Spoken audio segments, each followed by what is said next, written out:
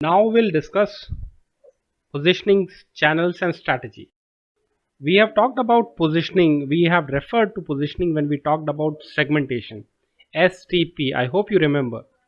STP, segmentation, targeting and positioning. वहाँ पे हमने positioning का नाम सुना था. चलिए देखते हैं. Positioning is the act of designing the company's offering an image to occupy a distinctive place in the target market's mind. The end result of positioning is the successful creation of a market focused value proposition, a cognate reason why the target market should buy the product. Positioning क्या है? हर firm को अपने product या जो offering है, product या service जो भी है, उसको उसकी डिस्टिंक्टिव पोजिशनिंग करनी पड़ेगी target market target prospective consumer buyer के दिमाग में, उसकी साइकोलॉजी. पोजिशनिंग प्रोडक्ट से रिलेटेड कम है. प्रोडक्ट इनफैक्ट पोजिशनिंग ज़्यादा रिलेटेड है कंज्यूमर या कस्टमर के माइंड से. Positioning refers to the ability to influence consumers or customers perception. Positioning, it is the overall strategy that aims to make a brand occupy a distinct position relatively.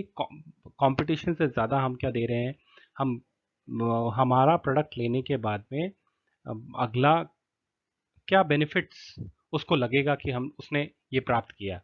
जो Colgate खरीदने वाले हैं, जो पतंजलि का toothpaste use करने वाले हैं, जो क्लोजअप के टूथपेस्ट यूज़ करने के लॉयल हैं, वो तीनों अपने एक यूनिक बेनिफिट को उसके थ्रू सोचते हैं कि हमको ये यूनिक बेनिफिट मिला. कोलगेट अपने आप को पोजीशन करने की कोशिश करता है कि वो स्ट्रॉन्ग डेंटल केयर और trusted dental care protection provide करा रहा है. पतंजलि टूथपेस्ट के अलावा ओवरऑल पतंजलि का जो ब्रांड अम्ब्रेला ब्रांड है, वो पूरा ओवरऑल एक अलग फिलॉसफी, एक डीपली रूटेड टू स्वदेशी मूवमेंट वैसी इमेज प्रोजेक्ट करना चाहता है, करने की कोशिश कर रहा है. Similarly Baidyanath, Zandu same field के अंदर है, लेकिन वो एफएमसीजी के अंदर नहीं आए. वो अपने वो मेडिकल प्रोडक्ट्स के अंदर है. वो सिमिलर रूट्स मेडिकल प्रोडक्ट्स के थ्रू प्रोवाइड करना चाहे. अपन शूज़ में लेते हैं, वुडलैंड एक अलग इमेज प्रोजेक्ट करता है हमारे दिमाग में, और बाटा अलग, नाइकी अलग हमारे दिमाग में प्रोजेक्ट. तो ये जो ब्रांड पोजिशनिंग है, ये it is more related to our psychology or our psychology as a consumer rather than the product itself, right? So positioning refers to the overall strategy that aims to make a brand occupy a distinct position relative to competitive brand in the mind of the consumer, right? In general terms, there are three broad types of positioning: the functional, symbolic and experiential. Simple terms में, जब positioning को focus किया जाता है product के functions और उसकी utility के ऊपर, तो वो फंक्शनल पोजीशनिंग है. जब वो सिंबॉलिक उसके कस्टमर के, पोटेंशियल कस्टमर के दिमाग में उसकी ईगो, उसके साइकोलॉजिकल बेनिफिट्स को हाईलाइट करने पे फोकस किया जाता है, वो सिंबॉलिक पोजीशनिंग. और जब वो उसके एक्सपीरियंस प्रोवाइड कराने का एक डायरेक्ट या इनडायरेक्ट इमेज प्रोजेक्शन है, वो experience. Let's see one by one.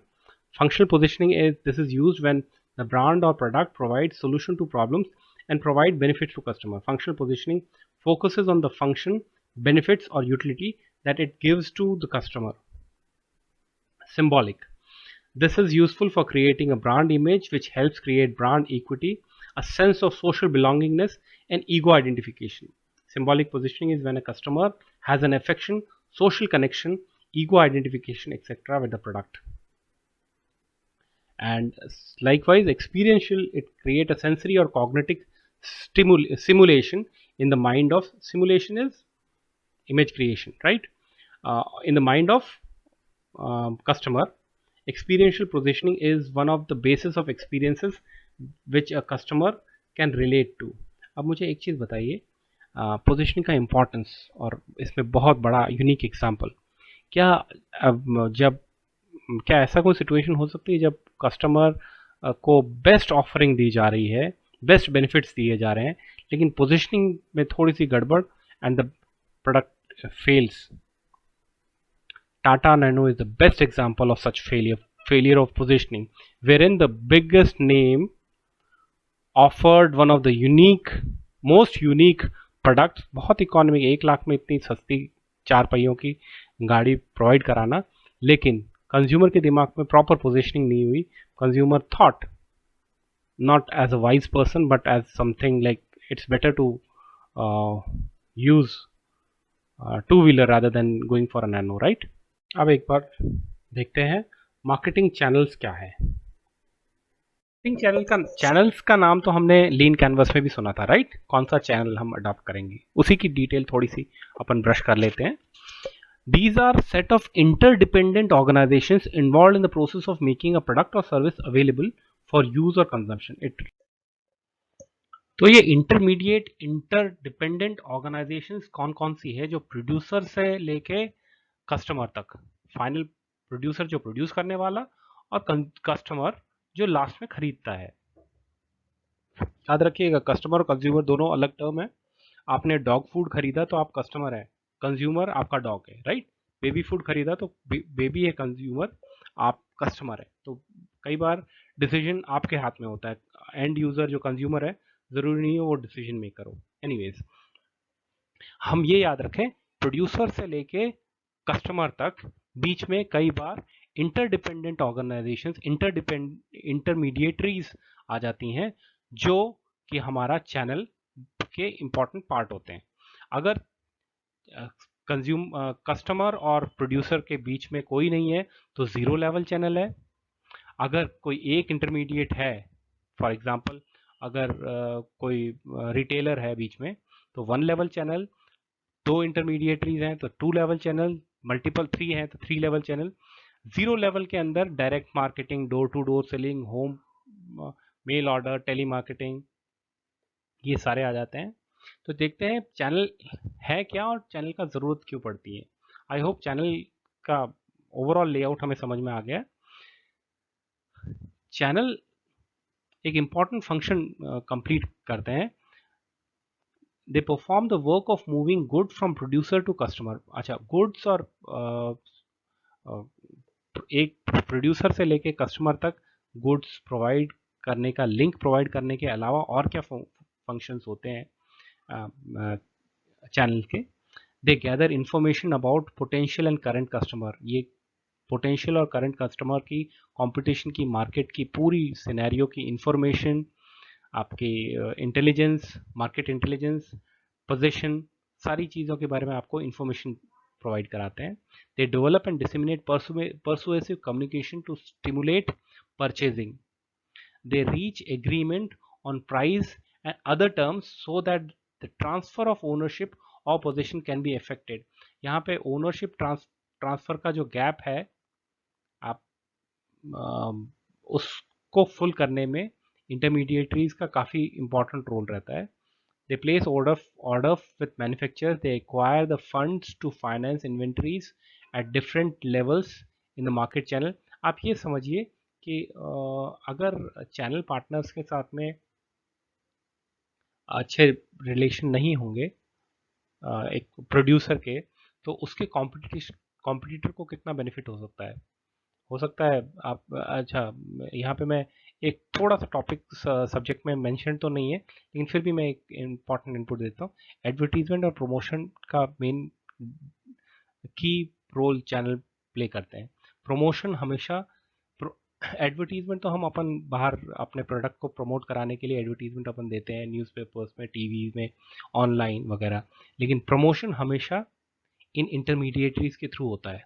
आपने देखा होगा कई बार बीच का जो मिडिलमैन रिटेलर है, बीच के जो डीलर है, जो फाइनल एंड यूज़र से पहले, फाइनल कस्टमर से पहले जो प्ले करते हैं, वो भी कई बार प्रमोट करने की कोशिश करते हैं कि यस, हाँ, ये प्रोडक्ट कॉम्पिटिटर का मत लीजिए, आप इस प्रोडक्ट को लीजिए, इससे क्यों, उसको उससे फ़ायदा है. ये टैक्टिक्स प्रमोशन के अंदर आती है, राइट? तो चैनल आपके प्रमोशन को भी इफेक्ट करता है. They provide for the successive storage and movement of physical products. Yes, that is one of the key functions. They provide for buyers payment of their bills through banks and other financial institutions. Okay. Overall ये एक जो उनको product की need या want है, वहाँ से लेके जो प्रोड्यूस कर रहा है उस तक के बीच बीच के पार्ट में आपका टाइम, प्लेस और पोजीशन के गैप को फिल करने वाले। It performs work of moving goods from producer to customer, overcoming the time, place, and position gaps that separate goods and services from those who need and want them. Members of the marketing channel perform a number of key functions, which we have already discussed, right? Like they gather information, they suppose आप ये देखिए कि आपने produce किया, लेकिन आपका channel अगर बीच में स्ट्रांग है, चैनल स्ट्रांग है, तो वो भी अपना इन्वेस्टमेंट करके आपकी इन्वेंट्री को होल्ड करके रखता है। आपसे कुछ सामान अगर वो ज़्यादा लेके रखता है तो आपका सामान ही ज़्यादा बिक रहा है। Are you getting the point? अच्छा, चैनल पे एक मुझे एग्जांपल इंपॉर्टेंट याद आता है। आपने देखा होगा नोकिया का फेलियर के वैसे तो बहुत बड़े कारण थे, और भी कारण थे, लेकिन उनमें से एक बड़ा कारण ये भी था कि नोकिया को लगता था कि हमने अपना ब्रांड इतना स्ट्रांग बना के रखा है कि इंटरमीडिएटरी और चैनल्स की उसने ज़्यादा परवाह करी नहीं। वो एक मेजर रीज़न था नोकिया के फेलियर का। दो और भी रीजंस थे। और सिमिलरली दूसरा एग्जांपल अपन एम से लेते हैं। एम जो Xiaomi कंपनी है जो फ़ोन के अंदर, उसने पूरी इंटरमीडिएटरीज को हटाते हुए डायरेक्ट मार्केटिंग पे फोकस किया कि मैं जब मुझे चैनल में डायरेक्ट कम से कम लोग चाहिए, मैं डायरेक्ट यूज़र के पास में, डायरेक्ट एंड कस्टमर के पास में बेनिफिट प्रोवाइड करूंगा, ताकि जो आज मॉडल कस्टमर को एक्स प्राइस में मिल रहा है, मैं x/2 के अंदर, मतलब हाफ प्राइस में लगभग प्रोवाइड करा दूं। क्योंकि 50% जो कॉस्ट था वो इंटरमीडिएटरीज को सब की जेब में जा रहा था, कस्टमर को बेनिफिट नहीं पहुंच रहा था। तो आप समझिए चैनल कौन सा सेलेक्ट करते हैं आप अपने स्टार्टअप के लिए, और चैनल्स अगर आपके पास में डायरेक्ट है या इंटरमीडिएटरीज वाला है, हर एक के अलग अलग बेनिफिट्स हैं और हर एक के अंदर फेलियर्स और सक्सेस स्टोरीज मल्टीपल है। ऐसी कुछ सक्सेस स्टोरीज को आप एक्सप्लोर करें।